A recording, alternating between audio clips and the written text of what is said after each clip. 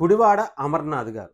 మనందరికీ తెలుసు ఆయన ఒక ఎమ్మెల్యేగా, మాజీ మంత్రిగా, మాజీ ఎమ్మెల్యేగా వాళ్ళ నాన్నగారి దగ్గర నుంచి రాజకీయాల్లో ఉన్నటువంటి వ్యక్తులుగా మనందరికీ తెలుసు.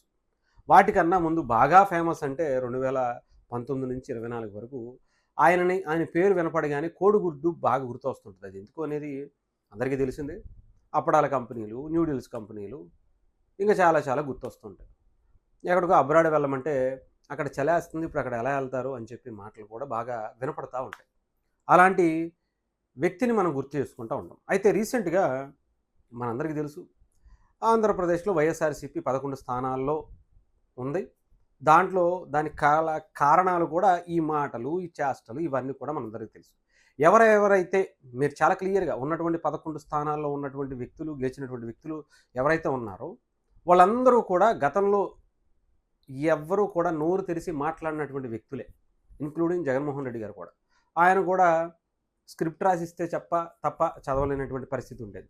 ఈవెన్ ఇప్పుడు కూడా అంతే అనుకోండి.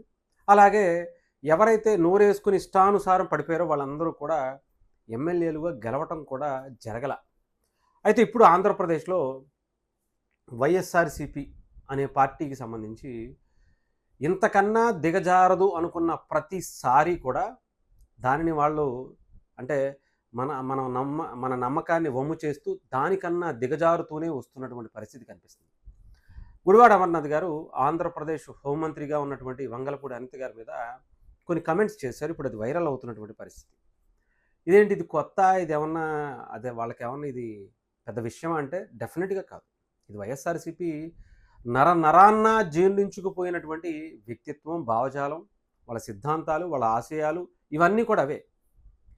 వాళ్ళకి సరిగ్గా రాజకీయం చేయటం చేత కాదు కాబట్టే ఇలా మహిళల మీద, ఇంట్లో ఆడవాళ్ళ మీద, ఇంట్లో పిల్లల మీద వీళ్ళ గురించే మాట్లాడుతూ ఉంటాం. అంతకుమించి వేరే ఏమి లేదు. వీళ్ళకి సరిగ్గా శాఖలకు సంబంధించినటువంటి క్వశ్చన్స్ చేయటం రాదు. దానికి సంబంధించినటువంటి ఇన్ఫర్మేషన్ తీసుకోవడం రాదు.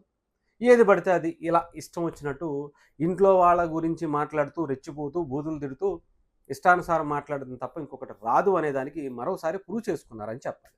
వంగలపూడి అనిత గారికి సంబంధించి ఆమె చాలా కింద స్థాయి నుంచి ఈరోజు హోంమంత్రిగా ఎదిగారు.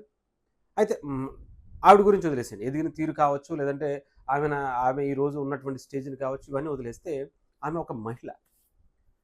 మహిళలకు వైఎస్ఆర్‌సీపీ ఎంత గౌరవిస్తుంది అనటానికి ఇప్పుడు నిదర్శనంగా మన గుడివాడ అమర్నాథ్ గారి మాటలనే చాలా ఎగ్జాంపుల్‌గా తీసుకోవచ్చు. ఎందుకు అంటున్నానంటే ఇది ఆయనొక్కళ్ళని చూసి చెప్తున్నానంటే కాదు, డెఫినెట్‌గా. గతంలో రోజా గారు ఇంకొక మహిళ గురించి, ఒక మహిళ అయ్యుండి ఇంకొక మహిళ గురించి మన భువనేశ్వర్ గారి గురించి కావచ్చు, బ్రాహ్మణి గారి గురించి కావచ్చు, పవన్ కళ్యాణ్ గారి భార్య గురించి కావచ్చు, ఇంకా మిగతా నాయకుల వాళ్ళ ఇంట్లో వాళ్ళ గురించి కావచ్చు. పోసాని కృష్ణమురళి అనేటువంటి వ్యక్తి ఆయన ఏం పదవులు వెలగబెట్టాడో మనందరికీ తెలుసు. ఆయన పవన్ కళ్యాణ్ గారి గురించి, చంద్రబాబు నాయుడు గారి గురించి ఏం మాట్లాడారో ప్రత్యేకించి చెప్పాల్సిన అవసరం లేదు. లోకేష్ గారి గురించి, అలాగే వల్లభనేని వంశీ, అలాగే కొడాలి నాని గారు, ఇంకా చాలామంది ఉన్నారనుకోండి.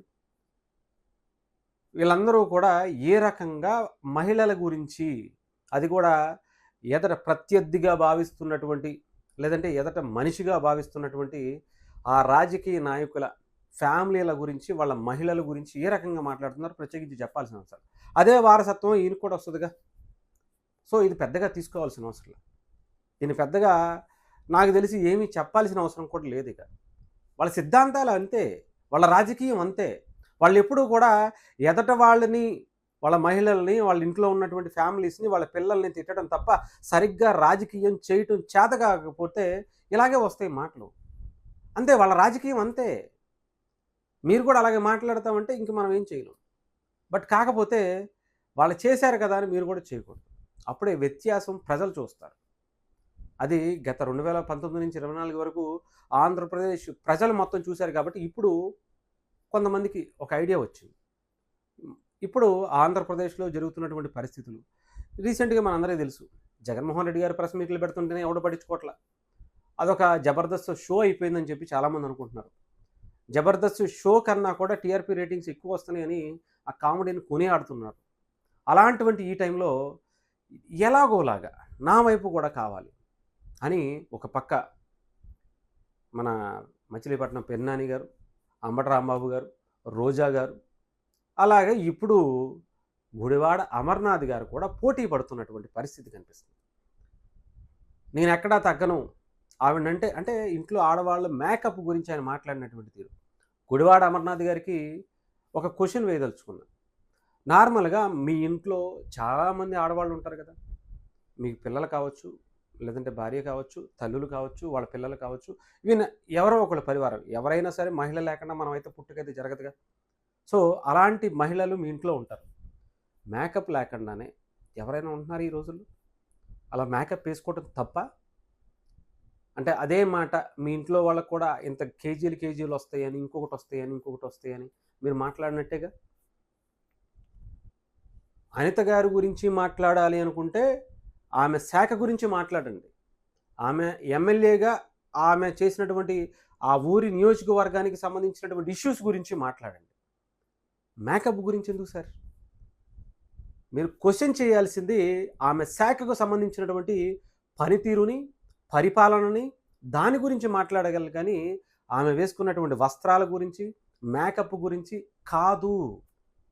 అర్థమైందో లేదో మీకు? ఒక రాజకీయ నాయకుడిగా మీకు ఎమ్మెల్యేగా 2-3 సార్లు గెలిచారో లేదా మంత్రి అయ్యారో తెలియదు కానీ, అంటే మీ నాన్నగారి దగ్గర నుంచి, మీ తాతగారి దగ్గర నుంచి వారసత్వంగా వస్తుంది ఓకే.